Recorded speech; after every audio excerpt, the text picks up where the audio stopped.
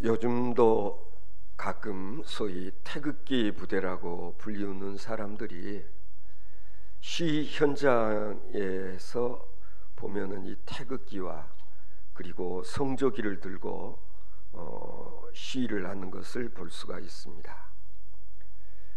저는 개인적으로 미국은 우리에게 어려울 때 도움을 준 우방이라는 생각에 조금도 이의를 달고 싶지 않습니다.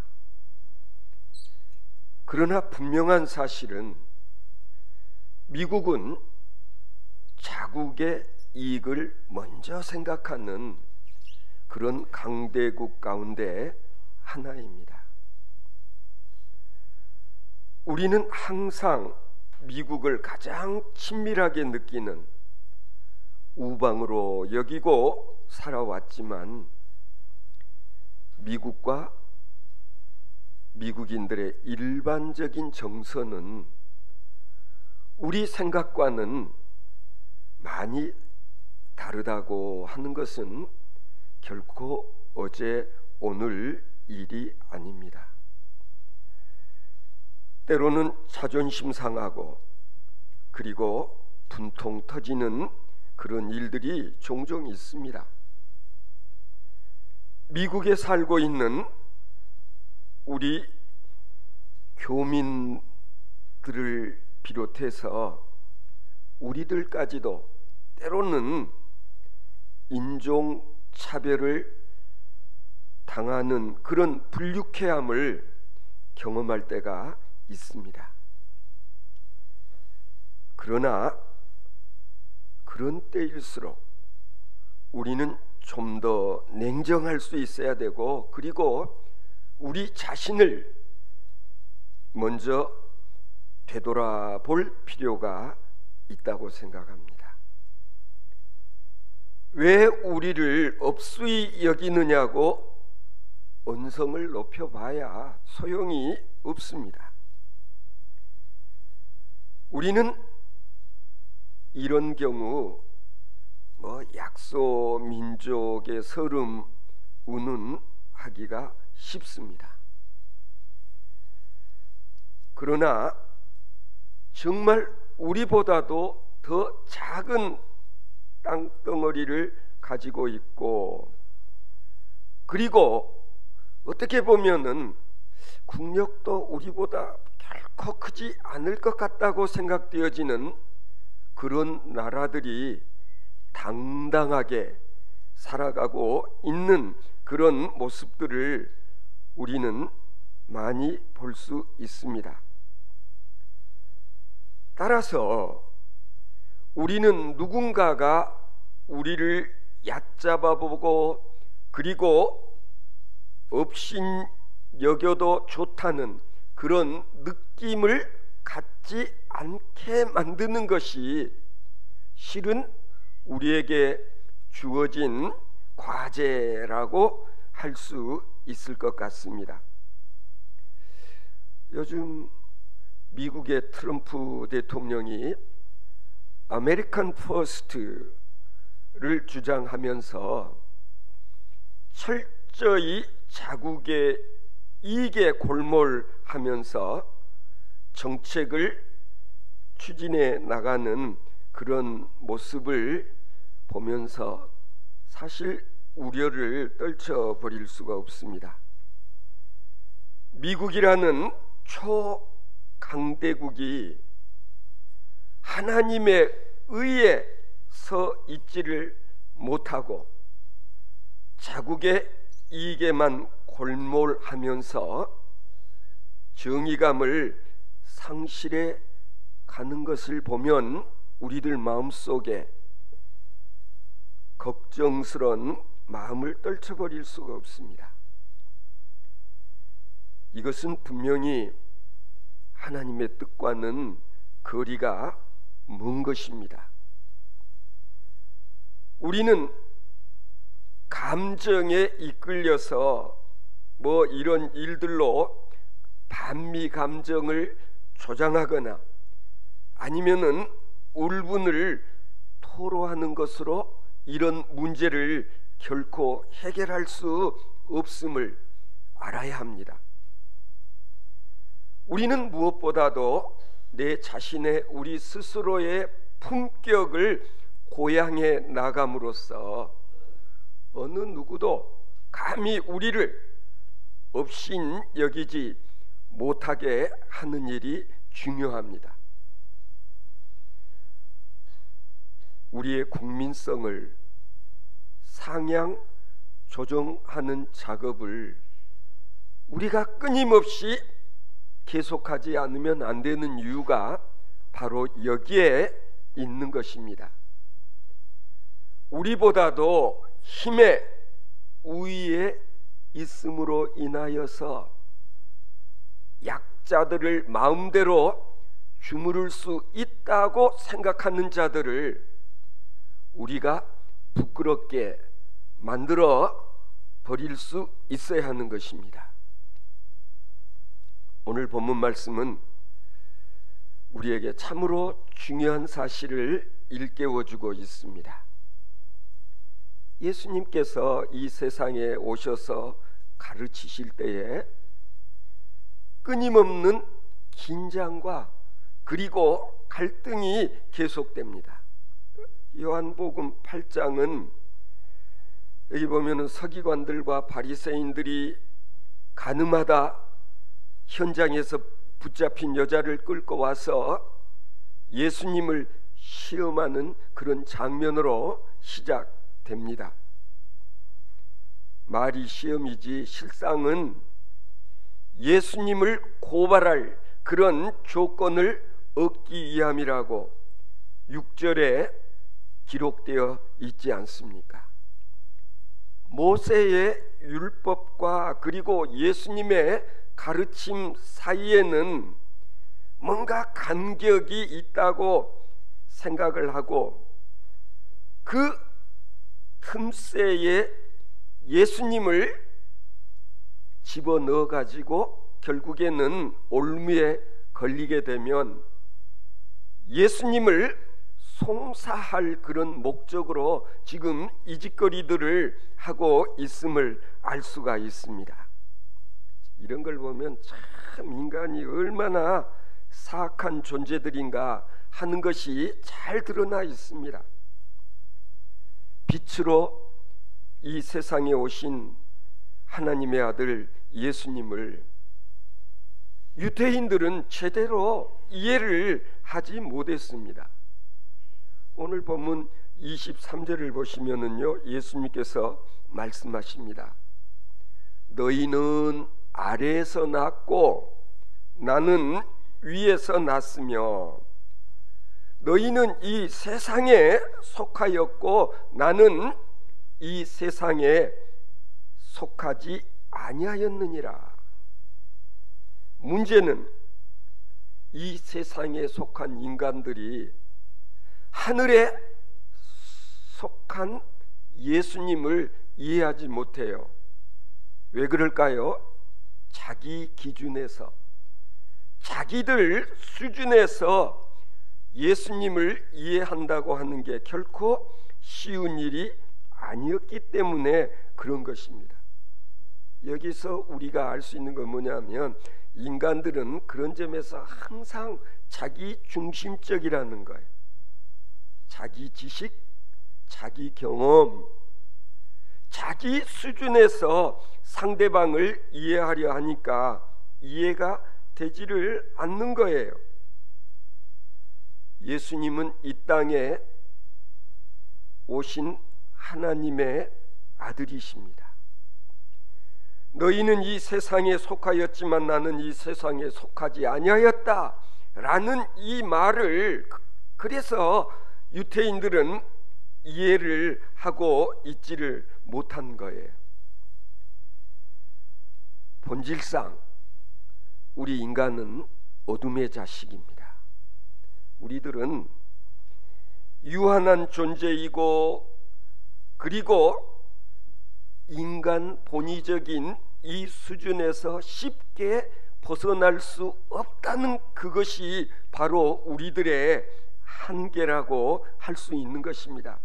다시 말씀드리자면 우리는 육적 수준에 머물러 있는 그런 존재들이요, 예수 그리스도는 신적 존재이기 때문에 차원이 다른 그분을 우리가 쉽게 이해할 수가 없는 거예요. 우리가 범하기 쉬운 오류는 하나님에 대한 것뿐만이 아닙니다. 사실은 우리들끼리도 그렇다는 얘기예요. 인간 관계에서 끊임없이 상대방을 나의 수준에서 판단하려는 것이 문제라는 거죠. 나 중심적인 그런 사고의 틀을 벗어나지 못함으로 인해서 너에 대한 배려라는 것을 우리는 상실하기 쉬운 것입니다. 예수님이 이 세상에 오신 소위 성육신 사건이 시사하는 것이 뭐냐 하면, 하나님의 우리들에 대한 너 중심적인 사고와는 다른 차원에서 하나님의 아들이 인간의 모습으로 이 세상에 오신 이 사건이 갖는 의미가 크다라는 거예요. 하나님이시면서도 자신을 인간 수준으로 낮추어서 하나님이 인간의 모습으로 이 세상에 오신 이 사건 자체가 우리에게 시사하는 바가 크다는 것이죠. 한마디로 이것을 우리는 하나님이 자신을 낮추셔서 인간이 되신 사건, 그것이 바로 성육신의 사건의 본질인 거예요. 오늘 본문 21절에 보면 예수님께서 말씀하셨어요. 내가 가리니, 그래. 내가 이제 간다. 이 말씀 속에 담겨져 있는 의미를 우리가 잘 헤아려야 되는데, 하나님이 인간을 사랑하셔서 이 세상에 내려오셨다가 이제 다시 하늘 보좌로 복귀하실 거라는 걸 염두에 두고 예수님께서는 이런 말씀을 하셨지만, 그런데 그 말을 들은 유대인들은 수군거렸다는 거예요. 와, 저 친구 봐, 저렇게 말하는 거 보니까 저 양반이, 저 사람이 스스로 지금 자결을 하겠다는 그런 얘기 아니야? 그런 식으로 비아냥을 거리고 있는 겁니다. 결국 뭐냐면은요, 예수님의 말씀을 자기들 수준에서 이해를 하다 보면 이 수준에 머물고 만다는 거예요. 예수님께서 내가 가는 곳에 너희는 오지 못하리라, 그렇게 또 말씀을 하시자 주변에 있었던 그 유대인들은 얼씨구, 그래, 저 친구가 자결을 하면은 지옥으로 가겠구만. 유대인들도 자살을 하면은 그게 죄고, 그리고 지옥 간다고 생각한 것은 오늘 우리들과 마찬가지였던 것 같아. 좋아, 갈 테면 가라. 누가 뭐 아쉬울 것 있나? 지옥으로 가게나? 뭐 지금 이런 분위기, 일종의 조롱과 그리고 욕설의 의미로 이런 말을 하고 있는 거예요. 성도 여러분, 예수님은 지금 진리를 모르는 것이 아니라 오히려 이 진리를 조롱하고 미워하는 자들을 정말 안타깝게 여기고 계신다는 걸 알 수가 있습니다. 결국에는 인간들의 이런 교만, 자기들이 알고 있는 것이 전부라고 생각하는 이것이 죄라는 것을 알아야 되는데 몰라요. 그때 그 유대인들만 그랬을까? 아닙니다. 실은 오늘을 살아가고 있는 우리들도 가만히 보면 그렇다라는 얘기예요. 너희는 이 죄 가운데서 죽을 것이라 예수님께서 말씀하십니다. 너희가 만일 내가 그인 줄 믿지 아니하면 너희 죄 가운데 죽으리라 그랬어요. 예수님께서 누누이 말씀하시지 않아서 내가 곧 길이요 진리요 생명이다. 나로 말미암지 않고서는 누구도 하나님께로 갈 수가 없다고 예수님께서 하셨던 그 말씀의 의미를 깨닫지 못하는 거예요. 이 깨닫지 못하는 것, 알지 못하는 것, 이것이 죄라는 것입니다. 인간들이 아래로부터 나았으므로, 소위 우리가 가끔 쓰는 말 아래 것들이기 때문에 우리가 저 위에서 오신 분을 쉽게 이해하지 못한다는 거예요. 그러므로 우리가 예수님을 통해서 거듭나지 않으면 안 된다. 우리의 생각이, 우리의 지식이 거듭나지 않으면 안 된다. 아니, 우리들의 수준이, 우리들의 인간성이 상향 조정되지 않으면 결코 예수님의 말씀을 제대로 이해할 수 없다라는 거예요. 이게 오늘 우리들의 문제인 것입니다. 들어도 이해가 되지를 않고, 그리고 깨닫지 못한 이유가 뭐냐? 거듭나지 못했기 때문에. 저는 어떤 분이 우리 인간들의 질을 크게 5가지로 나누어 이렇게 놓은 것을 흥미있게 읽어본 적이 있습니다. 우리 인간들의 질을 5가지로 분류했습니다. 첫째는 악질이요, 둘째는 저질이요, 셋째는 범질이며, 넷째는 양질이요, 다섯째는 특질이라고 이렇게 분류를 했습니다. 때로 사람들 가운데는 우리들 가끔 그런 느낌 가질 때가 있잖아요. 야, 저 친구는, 저 사람은 진짜 악하다. 어떻게 보면 저 사람은 본질적으로 질이 정말 나쁘다. 그래서 인비인이라는 말이 있어요. 사람의 모습을 지니고 있지만 저 사람 사람이 아니다. 그런 말 할 때 있지 않습니까? 바로 그런 인간, 악질적 인간이라는, 이런 사람들의 특성은 뭐냐? 비정과 무법과 탐욕의 노예로서 세상에 해악만을 끼치는 사람이 바로 이런 질의 사람이다. 두 번째로는 저질적인 인간이 있다는 거예요. 이런 사람들의 특징은 속이고 배신하고 음흉한 모략을 일삼고 백수건달로 무의도식을 하면서 허송세월을 하는 가운데 요 이성이 둔탁해지고 양심이 혼미해져 버려서 무례하고 불경, 교만, 독선, 불성실, 무책임, 무감동의 삶을 사는 인간들, 이거 다 저질로 분류되는 그런 사람이라고 했습니다. 그런데 무서운 것은 뭐냐면요, 이런 사람들은 자신이 가해자이면서도 자신이 가해자라는 사실을 모르고 살고 있다고 그렇게 토를 달아 놓았습니다.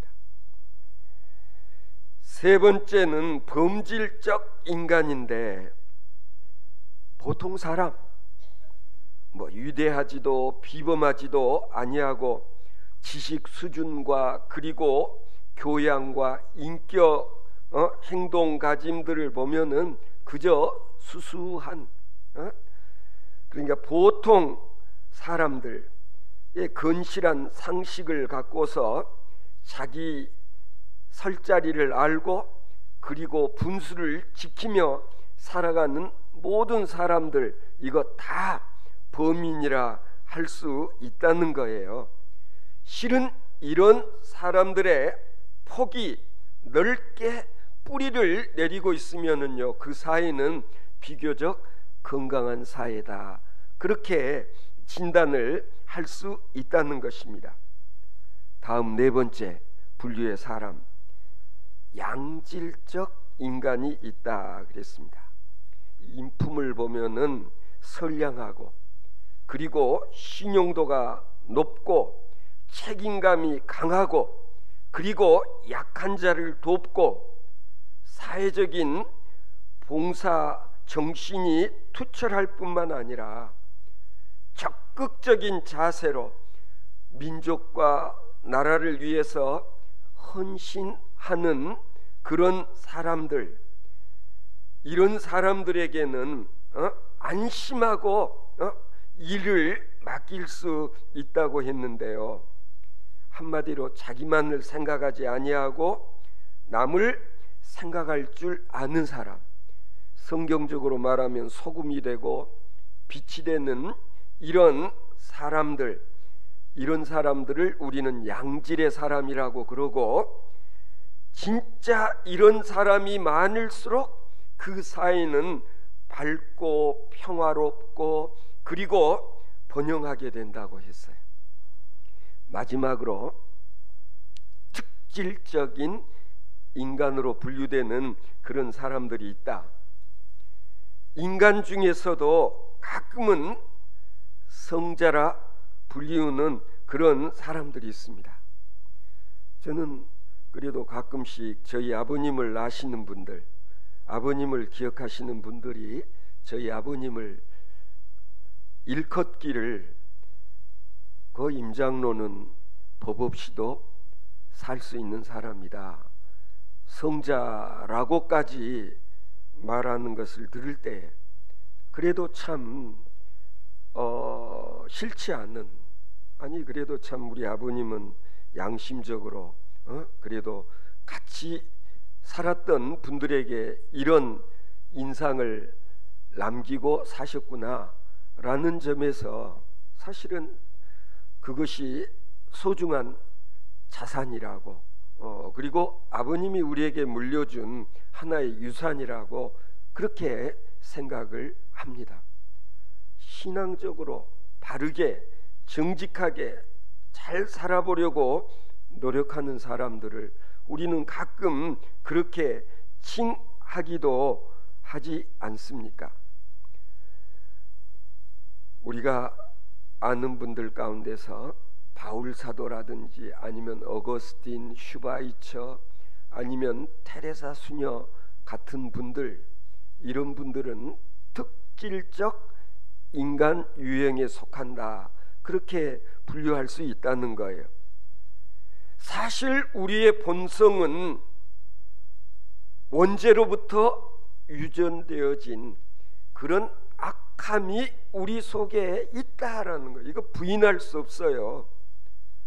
우리 모두에게는 죄의 유전인자가 있다. 아담의 죄의 DNA가 우리 피 속에 흐르고 있다라는 거예요. 따라서 우리가 어떻게 하면 이 체질을 바꿀 수 있을까? 이걸 개선할 수 있을까?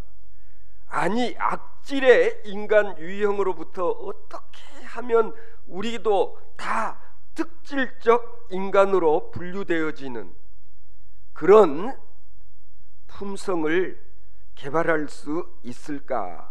이게 우리에게 주어진 과제라는 것이죠. 예수 그리스도는 바로 하나님께서 창조하신 인간 본성을 잃어버린 우리 인간들에게 제2의 아담으로서 하나님께서 우리에게 진짜 본래 인간의 모습, 그게 어떤 것인가 하는 것을 보여주시기 위해서 하나님의 아들 예수 그리스도를 이 세상에 보내주신 줄로 믿습니다. 예수 그리스도가 모델이다라는 거예요. 여러분, 우리가 악질적 인간의 수준에서 특질적인 인간의 수준으로 우리 자신을 업그레이드 할 수 있는 방법이 뭘까? 세상의 학문을 가지고 가능할 것 같습니까? 물론 윤리의식의 함양이라든지 아니면 교육을 통해서 우리의 인격의 수준을 좀 더 높은 차원으로 고귀한 인격의 소유자로 만드는 것 어느 정도는 가능할 수도 있을 것입니다. 그러나 성경이 우리에게 가르쳐주는 진리는 우리로 이 육적인 삶의 고상한 그런 차원으로서의 도약을 이야기하고자 하는 게 아니다라는 얘기예요.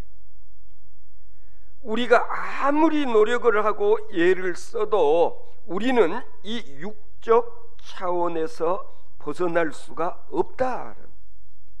가령 도덕적 군자로서의 인간성을 우리가 상향 조정하는 그런 수준까지는 어쩌면 도달할 수 있을지 몰라도 하나님께서 바라시는 수준은 그것이 아니라는 거예요.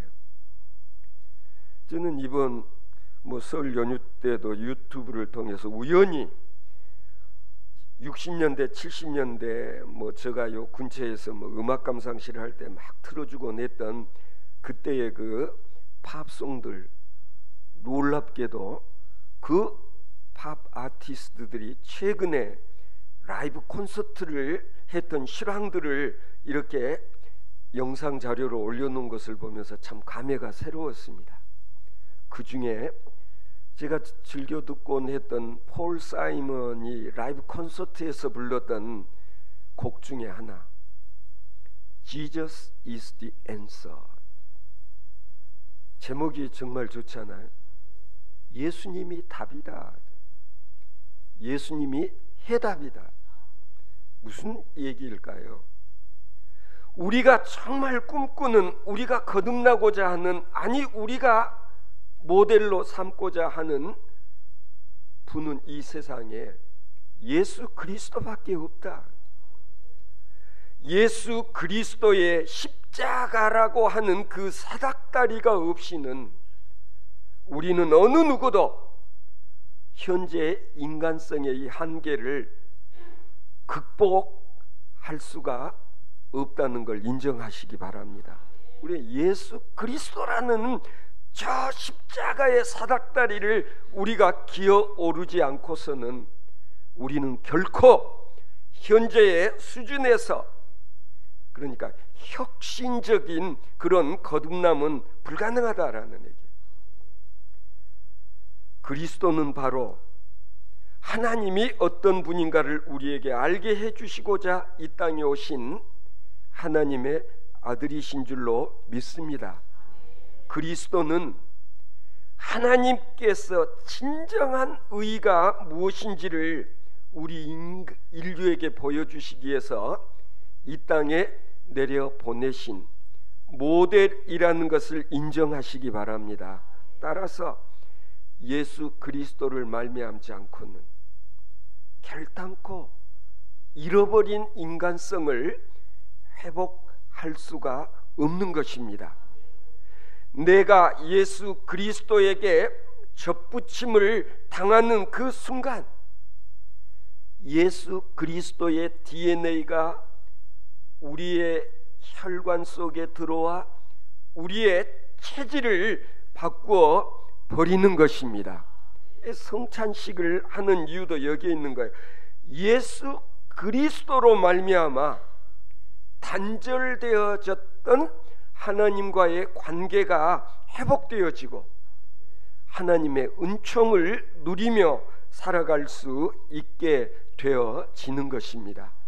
성도 여러분, 십자가라고 하는 자기 희생이 없이는 결코 우리의 인격이 예수님의 인격으로 상향 조정되어질 수 없다는 사실을 겸허히 인정하시고, 우리가 주님의 십자가로 말미암아 끊임없이 거듭나게 되어질 때 진실로 교만한 자들을 부끄럽게 만들 수 있게 된다는 사실을 우리가 늘 기억하면서 오늘 또 예수 그리스도로 말미암아 중생을 체험하는 그런 귀한 삶을 더불어 살아갈 수 있는 우리 드림교회 성도 여러분들 되어지실 수 있기를 바랍니다.